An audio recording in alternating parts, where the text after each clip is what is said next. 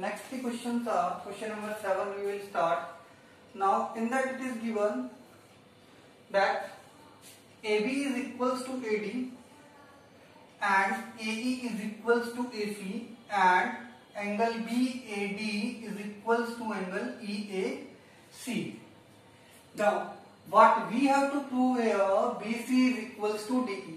Means हमें दो triangles लेने हैं जिनके अंदर हमारी इक्वल साइड्स भी क्या हो, इंक्लूडेड हो, और हमें क्या करना है उसके साथ साथ क्या लेना है कि हमें जो चीज प्रूव करनी है वो भी क्या हो, इंक्लूडेड हो. ठीक है, तो यहाँ पे अगर हम उस ट्राइंगल की बात करें तो इन ट्राइंगल देखो, अगर हम बात करें ये देखो, एक तो ये वाली साइड आनी चाहिए, एक ये साइड आनी चाहिए, और तो ये दोनों साइड कब आएंगे जब हम ट्राइंगल लेंगे ए बी सी. एक हमने ट्राइंगल ले लिया ए बी सी. ठीक है, और इसके अंदर हमारे पास बी सी भी आ गई, इंक्लूड हो गई. और दूसरा ट्राइंगल हमें लेना है इसके अंदर दो रिमेनिंग साइड से वो आनी चाहिए ए डी ई. कौन सा आ जाएगा, A D E, A D E and triangle A D E. समझ में आ गया होगा कैसे कौन से ट्राइंगल लेने हैं. Clear about it. इससे पहले कि हम स्टार्ट करें इसको हम क्या कर लेते हैं, यस इसको एंगल बी ए सी को प्रूव कर लेते हैं. पहले बी ए सी कितना हो जाएगा हमारा, इसको हम E1 मान लेते हैं, और ये क्या है A2 है, और ये क्या मान लिया हमने A3 है. ये कौन सा मान लिया हमने, A3 पार्ट है. ठीक है, तो दोनों के लिए कॉमन है. तो पहले हम प्रूव कर लेते हैं कि एंगल बी ए सी जो है वो किसके इक्वल है,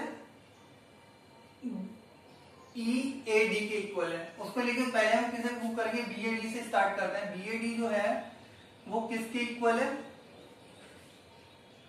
यस EAC के इक्वल है, EAC के इक्वल है. Clear, means we can say that A1 is equals to angle A2 के इक्वल है. अब हम क्या करते हैं, दोनों साइड में हम क्या कर देते हैं, angle BAD plus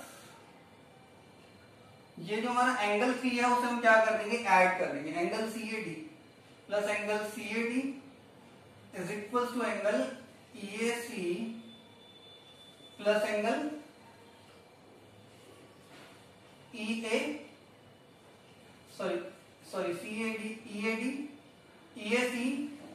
plus angle CAD. ये हो गया.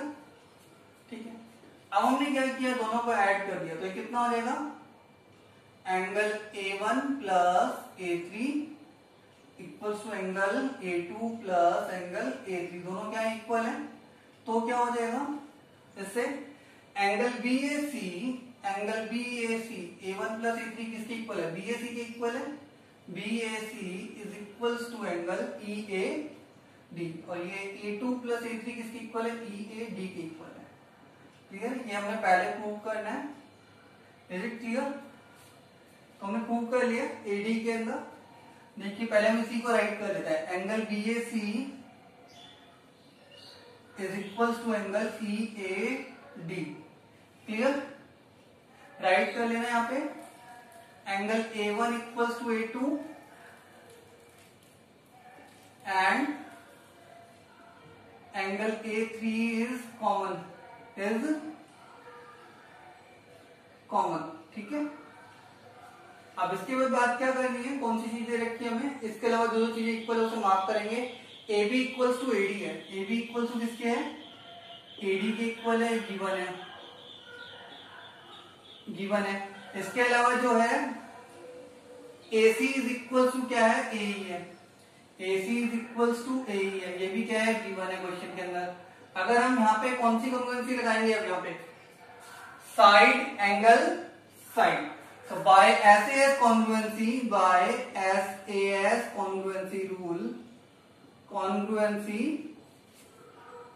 rule, triangle ABC is congruent to triangle ADE. तो दोनों ट्राइंगल क्या होंगे, कॉन्ग्रुएंट होंगे. एंड जब दोनों ट्राइंगल कॉन्ग्रुएंट है तो बाय CPCT उनके कॉरेस्पॉन्डिंग पार्ट्स भी क्या होंगे, इक्वल होंगे. तो यहाँ पे कॉरेस्पॉन्डिंग पार्ट्स क्या हो गया, BC और D.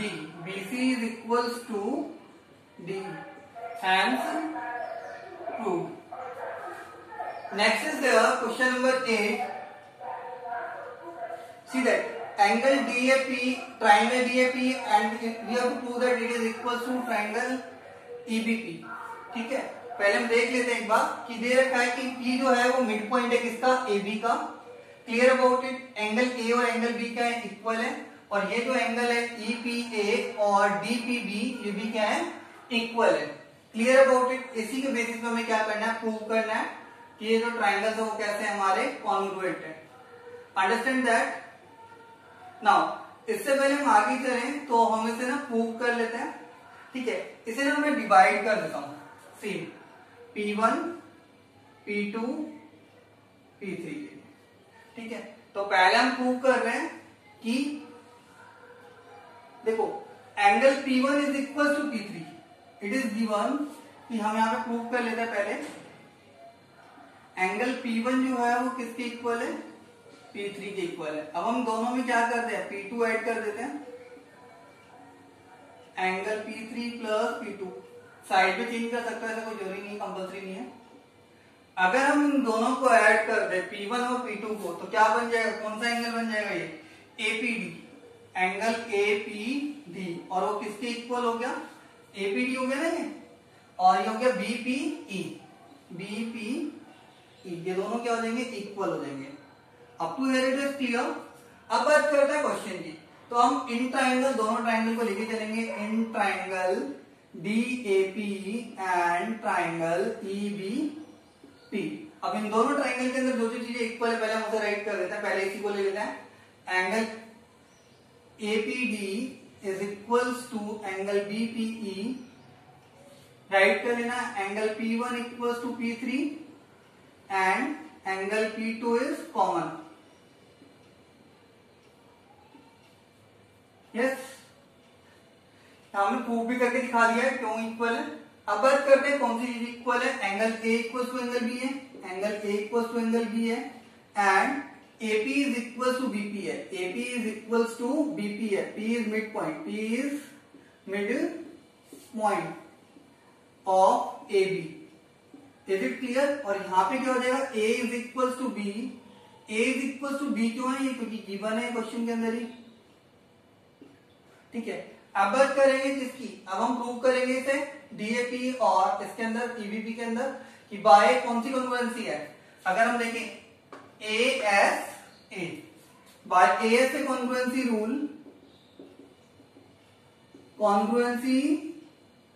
Rule triangle DAP is congruent to triangle EBP. And next thing we have to prove that is AD is equals to B by CPCT. And by CPCT AD is equals to BE. Hence proof. ठीक है, simple सा question था कि AD is equals to क्या हो गया, BE हो गया. यस, कैसे हुआ, क्योंकि यहां से अगर कंपेयर करना चाहे देखो AD है और BE है. क्लियर. अब बात करते हैं नेक्स्ट क्वेश्चन की, क्वेश्चन नंबर 9 की. अब देखो सबसे पहली जो चीजें हैं इसके अंदर मैंने चीजें मार्क कर रखी हैं. इसके अंदर देखो ये दे रखा है कि M जो है AB, M जो है हाइपोटेन्यूस है. M जो है वो क्या है, हाइपोटेन्यूस का मिड पॉइंट है. हाइपोटेन्यूस AB का क्या है, मिड पॉइंट है, जिसमें एंगल C क्या है हमारा, राइट एंगल है. क्या है, राइट एंगल है. Angle C is equal to क्या है हमारा 90 डिग्री हो गया. M हमारा क्या है, मिड पॉइंट है, AB हमारा क्या है, हाइपोटेन्यूस है. AB हमारा क्या है, हाइपोटेन्यूस है. ठीक है. अभी कहते हैं कि हमने M जो CM था उसको हमने क्या किया, इंक्रीज किया इस तरीके से कि जो CM है वो किसके इक्वल हो गया, DM के इक्वल. और लास्ट में हमने D से क्या किया, B को ज्वाइन कर दिया. अब हमें प्रूव करना है triangle AMC congruent to triangle BMD. पहले हम इसमें एक और चीजें, कुछ चीजें इक्वल है वो उसे मार्क कर लेते हैं.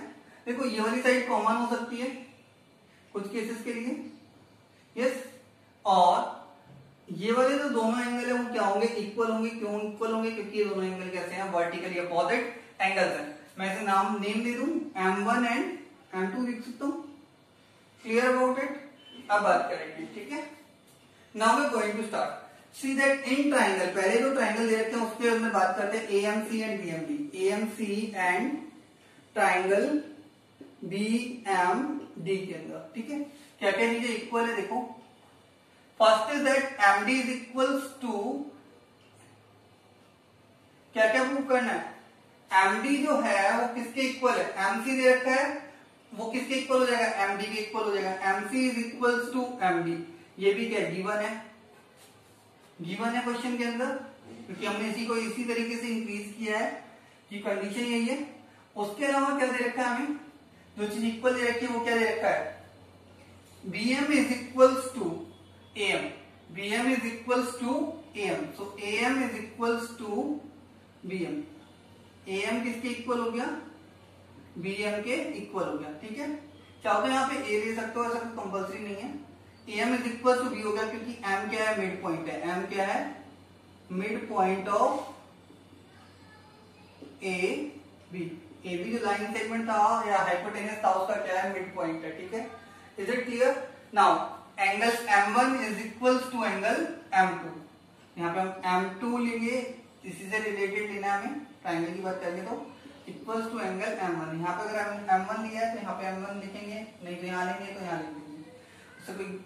यस, ये क्यों इक्वल है, क्योंकि ये वर्टिकली अपोजिट एंगल है, ठीक है। Now by which congruency rule, SAS congruency rule, by SAS congruency rule the two triangles are congruent, triangle AMC is congruent to triangle BMD, ये दोनों क्या होंगे, congruent हो गए। Is it clear? Now second part क्या है कि DBC हमारा क्या है, राइट एंगल है, ठीक है। यस, फर्स्ट थिंग हमने प्रूव कर ली